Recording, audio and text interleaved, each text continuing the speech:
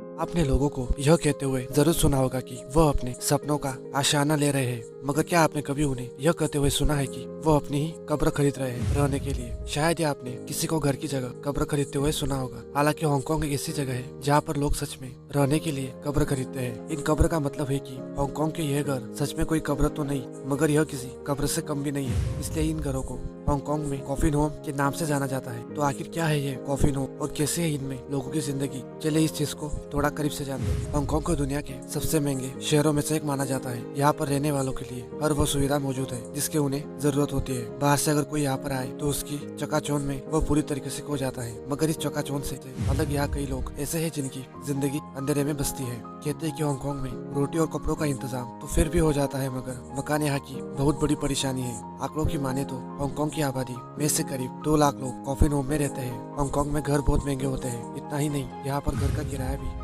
बहुत ही ज्यादा है। यही कारण है कि हांगकांग की आबादी का एक बड़ा हिस्सा कॉफिन होम में रहने को मजबूर है। कॉफिन होम कोई घर नहीं है, बल्कि वो एक छोटे छोटे ताबूत की तरह है। माना जाता है कि इसकी लंबाई 6 फीट से भी कम होती है। हांगकांग में कई जगह कॉफिन होम बनाए गए हैं। इन्हें किसी ट्रेन के डब्बों की तरह बनाया जाता है। एक मकान में कई सारे डब्बे होते हैं और हर डब्बे में एक गरीब और लाचार व्यक्ति पड़ा हुआ नजर आता है। लाखों लोग हांगकांग के इन कॉफिन होम में अपनी जिंदगी बिताते हैं। कहते हैं कि अगर वहाँ यह कॉफिन होम न हो तो लाखों लोग बेघर हो जाएंगे।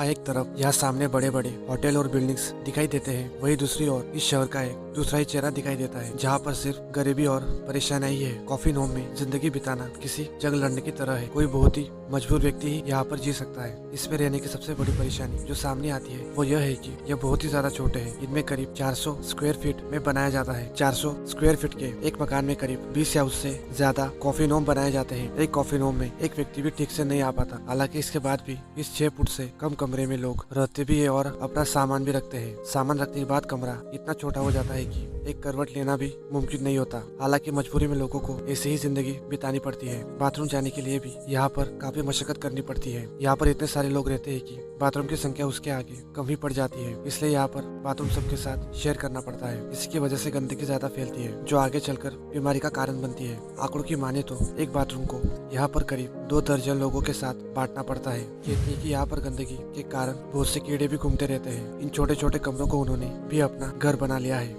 के अलावा हर समय यहाँ पर गंदी बदबू आती रहती है। इतनी परेशानियों के बाद भी कॉफिन होम बहुत ज्यादा सस्ते नहीं है। कितनी लोगों की आधी कमाई इसके किराए में निकल जाती है। माना जाता है कि इसका महीने का किराया करीब 250 अमेरिकी डॉलर के बराबर है। कॉफिन होम का इतिहास आज का नहीं है, यह तो बहुत सालों पहले ही हांगकांग में शुरू हो गए थे। दरअसल शुरुआती समय में यह उन चीनी प्रवासियों के लिए थे जो काम की खोज में यहाँ पर आते थे। यह एक हाउसिंग स्कीम की तरह था। सभी गरीब मजदूरों को यह घर दिए जाते थे उनके रहने के लिए। कहते हैं कि उस समय हजारों की संख्या में जिनसे लोग यहाँ पर आए थे। 1950 के समय हांगकांग बहुत ज्यादा विकसित नहीं हुआ था। यहाँ पर आज की तरह सारी सुविधाएं नहीं थी। धारणाओं की माने तो उस समय के कॉफिन होम मेटल से बने हुए थे। जिस तरह आज कसाई खाने में मुर्गियां पिंजरे में होती है, ठीक उसी तरह उस समय के लोग यहाँ पर रहते थे। हालांकि बदलते वक्त के साथ मेटल से बने यह कॉफिन होम भी बदल गए। आज यह लकड़ी से बनाए जाते हैं, मगर जिंदगी इनसे पहले भी मुश्किल थी और आज भी बहुत मुश्किल है। कॉफिन होम में सिर्फ मजदूरी नहीं बल्कि मुजरिम भी रहते हैं। ड्रग्स, चोरी, छीना चपटी आदि यहाँ पर होता ही रहता है। हालांकि यह सबकी मजबूरी है कि